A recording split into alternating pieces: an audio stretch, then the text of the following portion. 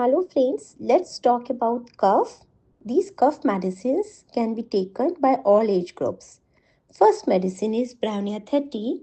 When you have dry cough, means no mucus is coming out and there is pain in the head, especially in forehead, and pain in the chest, you can take Brownia 30.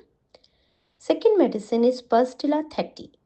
When you have cough and yellowish and greenish mucus और बलगम जिसे बोलते हैं हिंदी में coming out, you can take Pustilla 30 medicine. Third medicine is Epicate 30. When you have cough that result in vomiting, जैसे छोटे like in small children खांसते खांसते vomit हो रहा है. These medicine is also effective in kids cough which is present with vomit. You can take and give Epicate 30.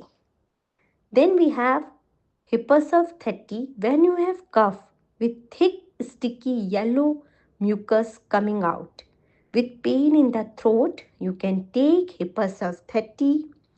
Antimtat 30 is especially for kids and old age people when they have cough but not able to coughing out, no mucus is able to come out, but they have cough in their chest and rattling sound is present. Sai Sai की आवाज आती है छाती से. You can give Antimtat 30 to kids and old age people.